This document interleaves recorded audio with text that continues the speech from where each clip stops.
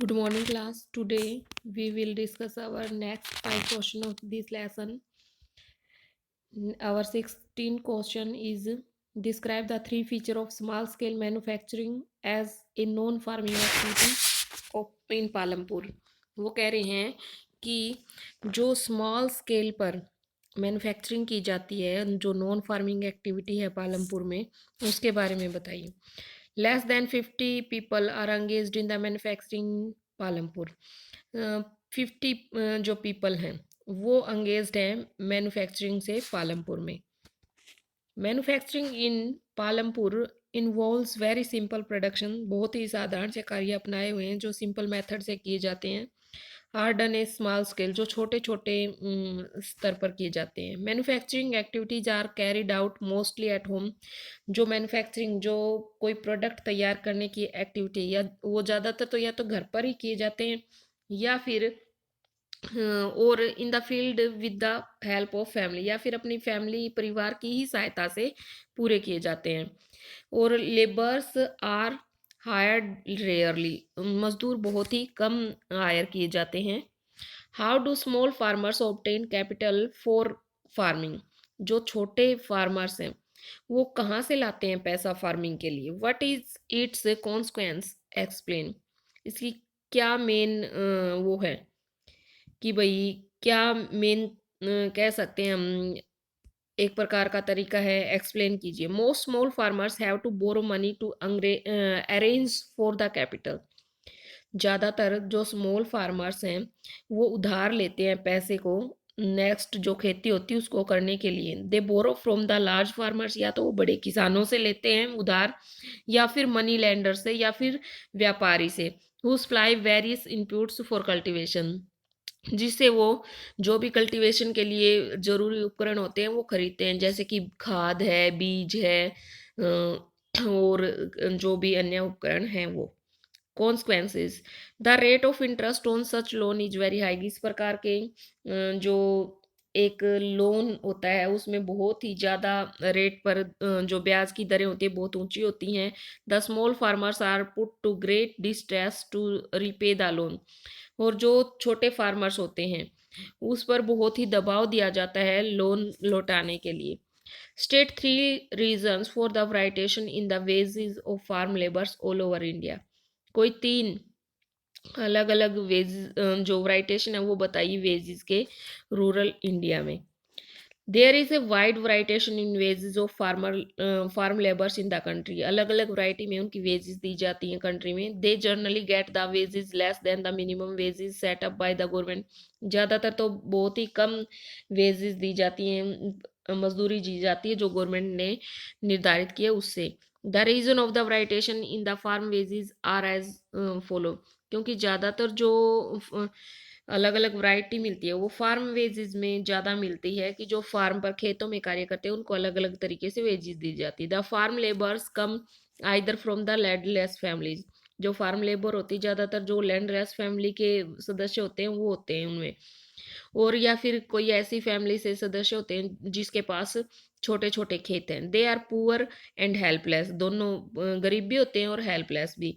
They work on daily wages, और वे जो प्रतिदिन की मजदूरी पर कार्य करते हैं, डेली वेजेस पर कार्य करते हैं, दैनिक मजदूरी पर।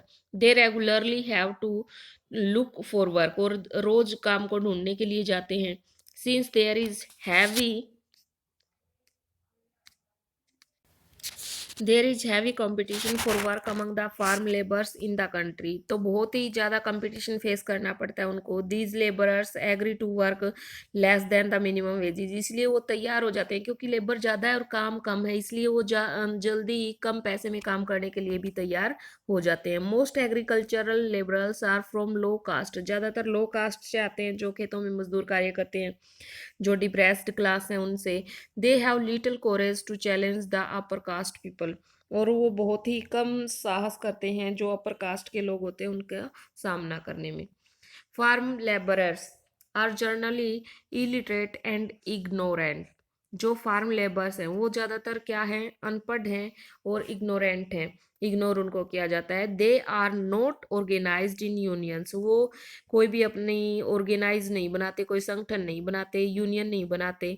So it is difficult for them to begin with the landowners and secured good wages. तो उनके लिए मुश्किल है कि बार्गेन जो लैंड ओनर्स है उसके साथ बार्गेन करना, या फिर जो वेजेस हैं अच्छी अपनी मजदूरी के लिए लड़ना उनके साथ बहुत ही मुश्किल है उनके लिए। Why was the initial impact of green revolution limited to wheat and only to few regions. इसके दो तीन बताए हैं इन्होंने कारण। It was limited to wheat because HYV seeds were available only for wheat. ये केवल वीट तक ही लिमिट रहा क्योंकि जो HYV सीड्स है वो केवल वीट के लिए है। Its impact was limited only a few regions. केवल इसका प्रभाव कुछ ही क्षेत्रों में हुआ क्योंकि कुछ ही क्षेत्रों में ये लागू किया गया था HYV सीड्स। जो हायर इनपुट्स चाहिए इसके which only the rich farmers. केवल क्योंकि ये बहुत ज़्यादा महंगा होता है, केवल जो अमीर फार्मर्स हैं वही उसको अफोर्ड कर सकते हैं, वही उसको खरीद सकते हैं। इसलिए कुछ ही क्षेत्रों में जो ग्रीन रेवोल्यूशन है वो अपनाया गया। HYV seeds need assured means of irrigation. बहुत ज़्यादा इनको सिंचाई की आवश्यकता होती है। Which were available only the northern part of India. वो केवल नॉर्थर्न पार्ट में ही मिल सकती है। ज़्यादा जो पानी है जो इरिगेट किए जा सकते हैं वो नॉर्थर्न पार्ट में ही किए जा सकते हैं इंडिया के। इसलिए कम ही कुछ ही क्षेत्र ऐसे थे जिनमें ग्रीन रेवोल्यूशन की जो एक प्रक्रिया थी वो अपनाई गई। Green revolution is associated with loss of soil fertility.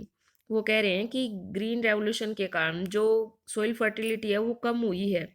In the light of the statement mention 5 problems caused by modern farming. इसलिए वो कह रहे हैं कि जो ये स्टेटमेंट है इस पर प्रकाश डालते हुए 5 प्रॉब्लम्स बताइए मॉडर्न फार्मिंग में। The HYV seeds need plenty of water. बहुत पानी चाहिए होता है उसको, इरिगेशन की ज़्यादा ज़रूरत होती है और केमिकल फर्टिलाइजर्स की भी ज़्यादा ज़रूरत होती है। जो प्रोडक्शन है वो ज़्यादा होती है, तो ये पॉसिबल है कि only from a combination of HYV seeds, irrigation, chemical fertilisers, pesticides. ये सारी चीज़ें सही मात्रा में होनी चाहिए। जैसे HYV सीड्स हो, इरिगेशन अच्छी चाहिएगी, केमिकल फर्टिलाइजर्स भी ज़्यादा चाहिएंगे और पेस्टिसाइड्स भी। तो in many areas the green revolution is associated with the loss of soil forty. ज़्यादातर जो ग्रीन रेवोल्यूशन अपनाया गया उन क्षेत्रों में सोइल फर्टिलिटी जो है वो डिक्रीज सॉरी कम हो गई, जो सोइल फर्टिलिटी थी, क्योंकि केमिकल जो फर्टिलाइजर्स हैं वो ज़्यादा मात्रा में यूज़ किए गए। Also continues use of ground water for tube wells irrigation. ज़्यादातर ग्राउंड वाटर का यूज़ किया जा रहा है इरीगेशन के लिए क्योंकि ट्यूबवेल्स के द्वारा इरीगेट किया जा रहा है खेतों को, तो इसलिए पानी का जो लेवल है वो कम होता जा रहा है। जो केमिकल हैं और फर्टिलाइजर्स है उनका ओवर यूज किया जा रहा है, इसलिए पोल्यूशन जो है ग्राउंड वाटर में बढ़ रहा है। ग्राउंड वाटर ज़्यादा पोल्यूट हो रहा है, रिवर्स भी पोल्यूट हो रही है और लेक्स भी उनके कारण पोल्यूशन इस तरीके से उनका बढ़ रहा है, रिवर्स का भी, लेक्स का भी और ग्राउंड वाटर का भी। सो स्टूडेंट्स आज हमने 20 तक ये क्वेश्चन किए हैं, 16 to 20। आप इनको अच्छे से रिवाइज भी करोगे और राइट भी करोगे। Thank you, have a nice day.